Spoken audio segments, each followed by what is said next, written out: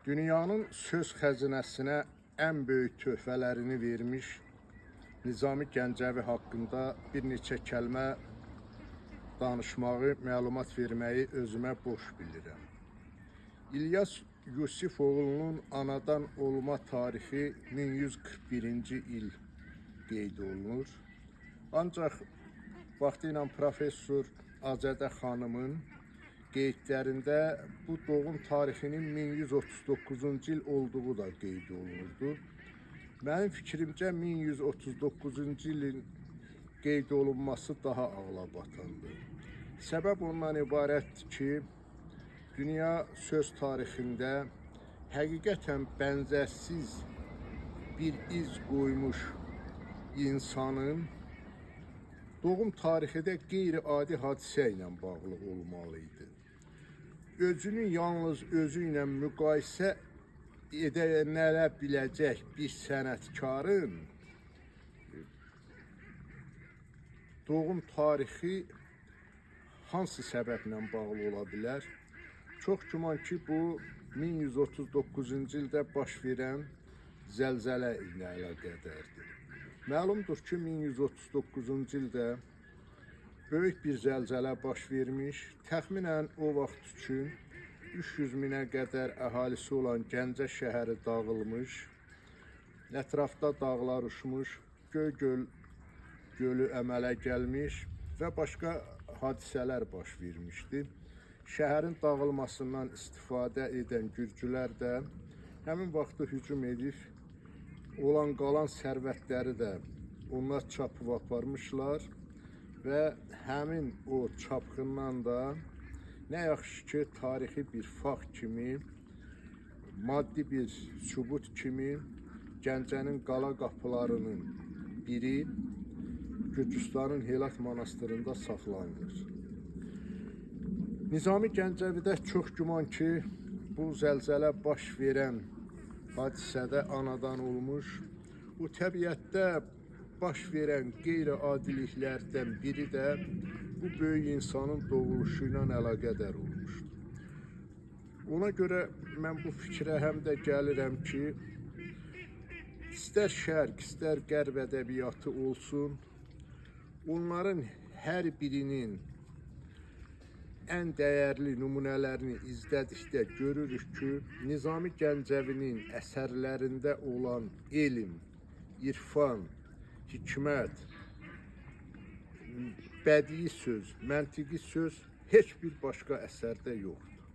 Və buna əsaslanıb elə məhz onun doğumunun da həmin qeyri-adi hadisələr baş verən ildə, ayda baş verəcəyini ümid eləyirəm.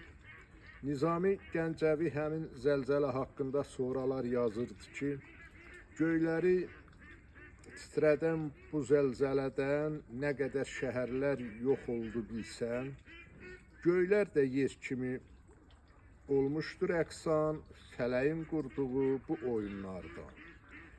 Deməli, fələyin qurduğu oyunların faciəvi nəticələri olduğu kimi bir çox hallarda müsbət nəticələri də ola bilir ki, məhz bu müsbət nəticələrdən biri də İlyas Yusifoğlu'nun uluş şəhərimiz Gəncədə dünyaya gəlməsi ilə bağlıdır. Nizami Gəncəvinin təhsili də, böyüməsi də Gəncə şəhərində olur. Atası Yusif dövrünün ziyalı imkanlı şəxslərindən biri olur. Nizami ailədə lazımi şəraitlə təmin olur və öz dövrünə görə mümkün olan ən yaxşı təhsilə yiyələnə bilir. Nizaminin anasının kimliyi ilə bağlı da müxtəlif fərziyyələr var və bunlara o qədər də toxunmağa zərurət görmürəm. Amma Nizami Türk mühitində, Türk şəhərində doğulmuş və əsərlərində türkü, türklüyü çox böyük məhəbbətlə təbliğ etmiş bir böyük söz ustadıdır. Nizaminin həyatını izləyəndə İstər-istəməz insanı qəribə duyğular bürüyür. Bu qədər saflıq, təmizlik, bu qədər ilahi duyğulara bağlılıq adamda heyrət hissi oyadır. 7 gözəl əsərinin müqəddiməsində Allah'tan onu bu dünyadan aparmasını xahiş edir və əgər aparmazsa Allah'ın özü qədər saf, təmiz, umacaqsız, təmannasız olacağını bildirirdi. Məhz buna görə də öz dövrünün hökümdarlarının heç birinin sarayına getməmiş, öz əli, öz başı olaraq yaşamağı üstün tutmuşdu. Və bir beytində deyir ki, arpa çörəyinə edib qənaət, buğda çörəyinə çəkmərəm minnət. Gör, nə qədər saf, təmiz, təmannasız yaşam tərzi seçmiş bir sənətkardır ki, o cad şəklində olan, yeyilməsi çətinlik törədən arpa çörəyini qənaətlə işlətməyi kiminsə minnətli buğda çörəyini yeməkdən üstün tutur. Bütün bunlarla bərabər eyni zamanda şah saraylarında olan ziddiyyətləri, problemləri görürdü və bunları da geniş şəkildə işıqlandırmağı bacarırdı və bunlardan da ibrət götürməyi bacarırdı. Məhz ona görə də qeyd eləyirdi ki, şah sarayına yaxın getməyin. Şah sarayında olan ya şahlıq taxtında əyləşir, ya boğazı kəndirə keçir. Geci və tezi var. Məhz buna görə də özünü o saraylardan uzaq saxlayırdı. Eyni zamanda o gördüyü haqsızlıqları, ədalətsizlikləri öz şeirində çox geniş, əhatəli şəkildə verə bilirdi, oxucusuna çatdıra bilirdi. Və deyir ki, yüz ciyər doğranır parçalanaraq, təki bir böyrəkdə qat bağlasın yağ. Deməli, bir adamın böyrəyində yağın qat-qat bağlanması üçün, adamın əmin-amanlıqda yaşaması üçün yüzlərlə ciyarın doğranması var. Bax, bu ictimai ədalətsizliyi, haqsızlığı Nizami görürdü və bunu da öz əsərlərində əks elətdirirdi. Nizaminin şəxsi həyatı da əslində ideal bir həyat hesab oluna bilər. Məlumdur ki, gənclik yaşlarından o çox böyük bir şöhrət sahibi olmuş və Dərbənd hökümdarına yazdığı, göndərdiyi şeirlərinə görə hökümdar ona bir çox hədiyyələrlə bərabər Afaq adlı bir qıpçaq, türk qızı da hədiyyə olaraq göndərmişdi. Nizami əslində bu qızına kəniz kimi davranmalı olduğu halda, bunun ağlına, qabiliyyətinə, gözəlliyinə, ədəb-ərkanına baxır, bunu bəyənir və onu özü üçün ömürgün yoldaşı xanımı seçir. Və Afaqdan olan oğlu Məhəmməd artıq öz ağlı ilə, şuuru ilə 13-14 yaşına çatanda dövrünün ən ağıllı uşaqlarından, övladlarından biri olur və Nizami Gəncəvi ona görə oğlu Məhəmmədə xitabən deyirdi ki, sən ey 14 yaşlım, hər elmə yetkin. Bax, bu hər atıya qismət olmur ki, onun 14 yaşına çatmış övladı hər elmə yetkin olsun, onun həm təbibliyi, həm şairliyi olsun və o bunların hər ikisini öyrənməklə bərabər eyni zamanda ədəb, mərifət, əxlaq sahibi olsun. Nizaminin böyük şan şöhrət sahibi olduğu günbəgün, ayba-ay, ilbə-il davam eləyir və bundan sonraki prosesdə artıq ona daha böyük, daha çox əsərlər yazmaq sifarişi gəlir və bizə məlum olan Məlumata görə Nizami Gəncəvi 20.000 beyt həcmində divan hazırlayır və onu Şirvanşah hökmdarı Axistana göndərir. Daha sonraki dövrün təzkirəçisi olan Dövlətşah Səmərqəndi həmin divanı öz gözləri ilə gördüyünü qeyd eləmişdi. Təəssüf ki, divan bizim dövrümüzə qədər gəlib çatmayıbdır. Ondan yalnız müəyyən parçalar gəlib çatıb və həmin parçalar əsasında biz Nizami lirikasının əsas xüsusiyyətləri haqqında mülahizə yürüdə və bu lirikanın öz dövrünün yox, bütün dövrlərin ən gərəkli sənət nümunələri olduğunu təsdiq edə bilərik. Bundan sonraki dövrdə Nizami Gəncəvinin bir-birinin ardınca 5 böyük əsəri meydana gəlir və Nizami Gəncəvi bunları Pənci Gənc 5 xəzinə adlandırır.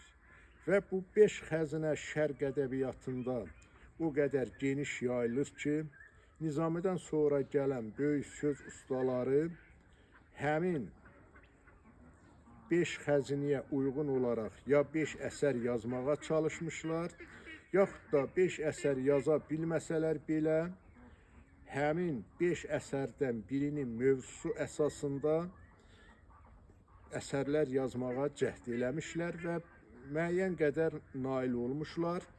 Hətta Nizamidən sonra Azərbaycan ədəbiyyatında xüsusi çəkiyə, xüsusi mövqeyə malik olan Məhəmməd Füzuli Leyli və Məcnun əsərini yazanda Nizami Gəncəvini özünün ustadı, özünü isə onu şairdi adlandırmışdı. Və Axistanın sifarişi ilə yazılan Leyli və Məcnun əsəri şərq ədəbiyyatı tarixində bu qədim ərəb əfsanəsini ilk dəfə yazılı ədəbiyyata gətirən bir əsər kimi qalmaqdadır.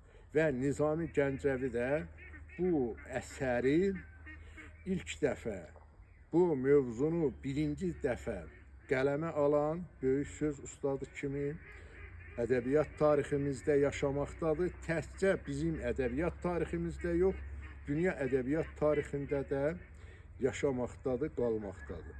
Nizaminin ailə həyatı haqqında dəqiq məlumatlar olmasa da, bəzi məlumatları onun əsərləri əsasında almaq mümkündür və onun əsərlərindən məlum olur ki, Nizami Gəncəvinin həyat yoldaşı tez vəfat etmiş, bu onun ürəyində böyük qəm-qüssə yaratmış və ondan sonra bir neçə dəfədən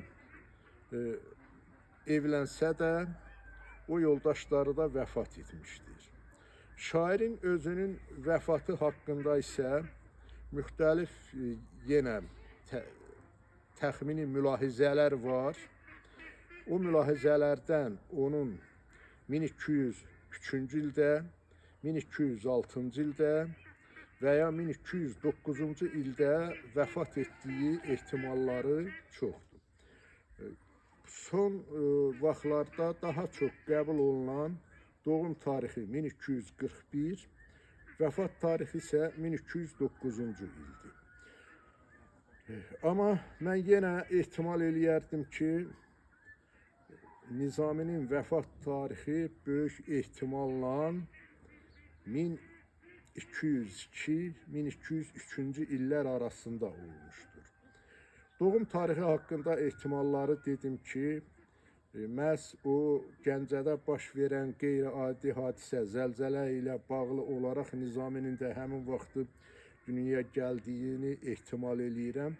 Vəfat tarixinin isə 1202-ci ildə olduğunu təxminən onunla əsaslandırıram ki, Nizami Gəncəvi İskəndərnamə əsərinin ikinci hissəsini həmin ərəfədə tamamlamışdı. Amma əsərin girişində qeyd eləyirdi ki, bu əsər 3 hissədən ibarətdir. Əsərin üçüncü hissəsi də yoxdursa, deməli Nizami Gəncəvi 1202-1203-cü illərdə vəfat eləyə bilərdi. Eyni zamanda belə bir ehtimalım da var.